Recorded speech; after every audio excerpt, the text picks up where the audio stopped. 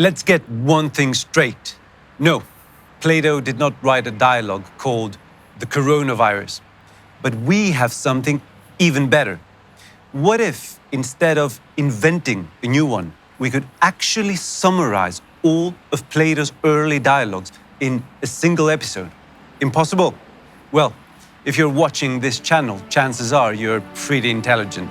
So you have probably figured out there must be a whole series of tricks that we're going to pull for this impossible task. Only that you would be wrong, because all we need is one trick. So here's our promise. We're going to summarize all of Plato's works that are still relevant today. And by today, we mean exactly 11 days after the Greek government ordered a national lockdown, and after similar actions were taken worldwide due to the infectious disease known as COVID-19, which explains the hair.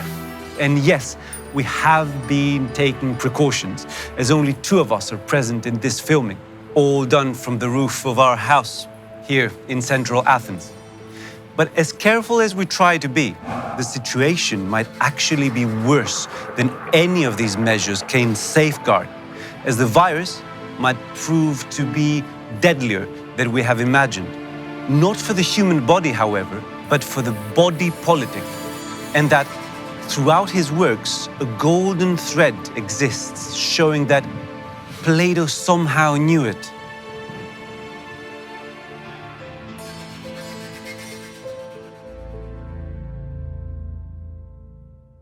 Plato was born around 428 BC in ancient Athens, and during the end of the city's golden century.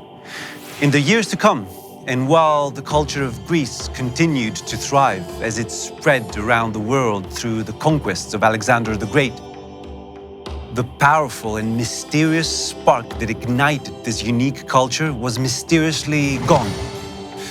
The exact reasons for why this happened remains unknown, but Plato's birth happened right in the middle of a devastating war, one between his home city of Athens, the cradle of democracy, and the war machine of totalitarian Sparta, 2 rival states equal in power but so different in character that were often compared to America and the Soviet Union during the Cold War.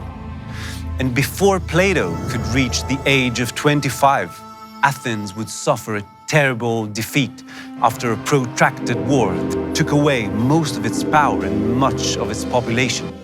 Starting, in fact, with a plague, a viral infection that killed many of its leaders just as the war was breaking out in 431 BC. But however tragic these events must have been for young Plato, the most important moment of his life was marked not by war, but love, for a man who, thanks to him, remained engraved in history with golden letters, Socrates, who introduced Plato to a new way of knowledge, a way that has since been called philosophy. Socrates the man is a riddle. During his life, he wrote nothing, and most of what we know comes from Plato, his best and brightest student, who wrote a number of dialogues featuring Socrates as the main character.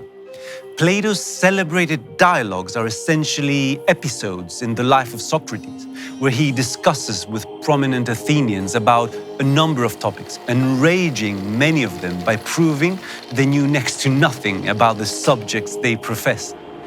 How much of what we find in those dialogues is actually Socrates and how much is Plato's is still debated among academics. And considering we're not planning to solve 2 problems at once, we're going to assume that Plato's most mature works, the Socrates that we encountered there, is largely a literary character, one that Plato uses to express his own ideas.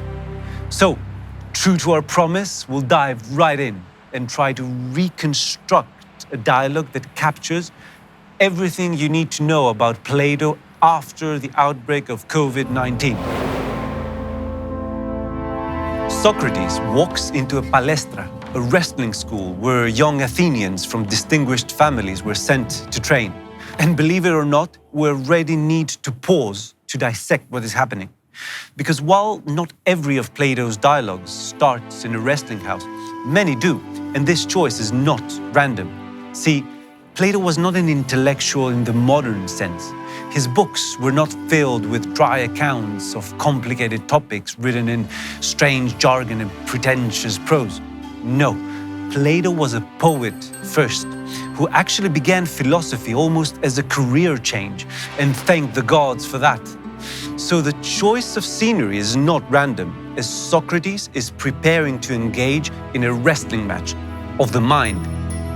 The match, moreover, would not take place in a private school or a theological seminary, but in public, in the broad Greek sunlight, with many more Athenians listening in. There, Socrates meets an old acquaintance, a philosopher in his own right, who is sitting next to one of his young students. The boy is around 16, beautiful, and immediately catches Socrates' attention. Much of what is going to happen next, the debate among the two great minds, can be seen almost as an attempt of Socrates to woo the boy towards him and away from his master. How inappropriate! In fact, and to make matters worse, in one of the dialogues, Socrates catches a glimpse of the boy's penis, and immediately, "Ephlegomen, I was on fire," he said. And he remembered a great poet who once described such a moment as a young fawn walking into the mouths of a lion. But how much of this is true? Clearly, a culture that stressed homosexuality so much would not even be able to reproduce. And we have to keep in mind that scholars are still divided as to the physical nature of this Greek love. More importantly, however, we need to ask, what exactly are we comparing this to? The young boys of today are far more exposed to sex through online pornography than these efevi, as young men in first bloom were called, ever could. In fact, I would not be surprised if behind the shame that many still feel when approaching Plato's works, there lies a guilt of how we are raising our children. Because throughout Plato's works, Socrates always restrains himself and gets back to business, his business, philosophy. Now, every single one of Plato's early and middle works, with the exception of the Apology, which captures Socrates' last stand against the people court of Athens, revolves around the definition of a single word, a single virtue that Socrates tries hard to define together with his fellow speakers, many of which, and despite the fact they're mostly remembered as sophists, were actually first-class philosophers in their own right. The famous symposium, or drinking party, revolves around eros, erotic love. The Republic, that some have considered a blueprint for tyranny, actually begins with a question of justice, while Charmides, which resembles our fictional dialogue a lot, is about temperance. These virtues were not Christian virtues, however, and even if words like justice and temperance sound similar, the problems that Plato had to solve were very different from those that the late Romans who defined the Christian doctrine had to deal with. Because in Greece, something unique was set in motion about a century and a half before Plato was born. The first, and some might even say the last, direct people's democracy. The question that Plato was trying to solve then was, how can citizens rule themselves? And the reason why some call him authoritarian is because that question will always include the possibility of answering in the negative. Because unlike our understanding of freedom that was taken by thinkers like John Locke and Rousseau, for Greeks, and in fact for most of the ancient world, man was not born free, as anyone who has ever held a newborn in his arms can testify for himself. No, man has a capacity for freedom, just like he has a capacity for playing the piano, and therefore has to be trained towards actualizing this capacity. And what music was for musicians, virtue, Greek virtue, was for democracy. It was the art of freedom. And it's exactly at this point, after setting up the scene, as Plato would, gay-friendly and everything, that we're ready to fulfill our promise to capture the essence of all Plato's early and perhaps middle dialogues. Because whatever the exact virtue our fictional dialogue tried to define, there almost always comes a point in these dialogues where both Socrates and his interlocutors, and everyone else actually, including the readers, are simply confused. And it's precisely at this point where, through the mouth of Socrates, Plato asks the following questions. Tell me, Socrates addresses his fellow speaker, what is that knowledge that doctors have in order to be called doctors? Why, the knowledge of health, Socrates. And whenever someone has the knowledge of health, should we call him a doctor? Why, yes, of course.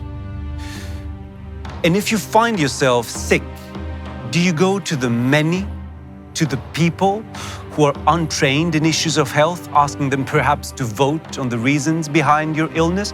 Or do you accept the opinion of the one, the expert? The opinion of the one, Socrates. Then, if the doctor is whoever has knowledge of health, what do we call the person who has the virtue that we're trying to define? Exactly what Plato's real answer would be is impossible to tell in the absolute. But following the dialogue, one is led to believe that the answer is the ruler. The person who has virtue is the person who should govern others, which is why Plato calls it vasiliki techni, the kingly art, which means that if the people are to rule themselves rather than delegating to an actual king, if they are ever to reach democracy, they must also acquire that virtue themselves, the virtue which is called justice, wisdom, or temperance, depending on which dialogue you're reading. A virtue that Plato calls a science, but one that, unlike other sciences, like medicine, for example, does not have a narrow field of expertise, but can hold all sciences in view and decide which ones to use and when. But notice what Plato brings to our attention. When you are sick, he has Socrates say, you only use one specific science, the science of health, which we still call medicine. In matters of health, then, there is no question of democracy, as you never really ask a bunch of random strangers what is wrong with your body. So how can you have decisions that are even more important, like waging war with a rival city rather than making peace, teaching the young about religion versus science, or a combination of both? How can these decisions be left to the many? Why do we even ask people to vote instead of having all-important decisions to the experts of each field, the technocrats? There, we did it. We made true on our promise. Oh, and by the way, I need to remind you that what we said initially was that we're only going to summarize what is relevant today. Because you see, for all the criticism that Plato has received over the years as an enemy of democracy, his question as to how can we trust the many was not rhetorical.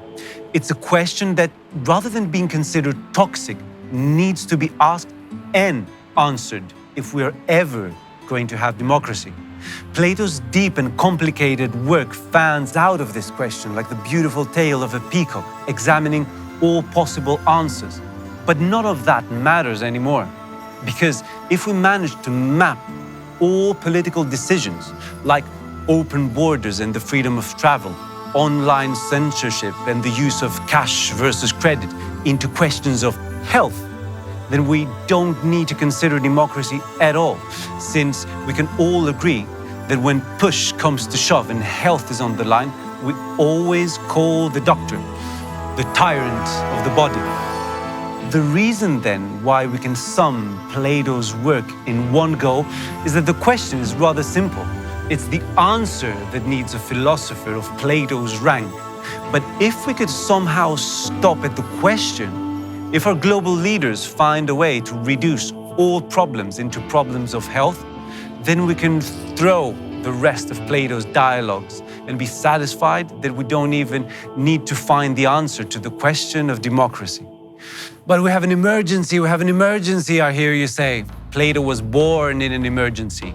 a devastating war that some historians called the biggest blunder in human history, a war that actually started with a plague, during which, however, some of the greatest works of philosophy and literature were written, the tragic plays of Euripides, and even more surprisingly, comedies, the stomach-breaking works of Aristophanes, who somehow found the moral courage to ridicule a war that he himself was part of.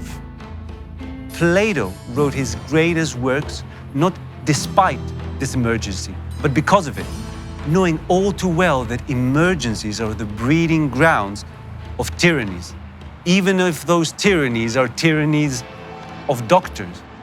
In his later years, Plato founded the Academy, one of the first schools of comprehensive education, now a park in central Athens, not far from here.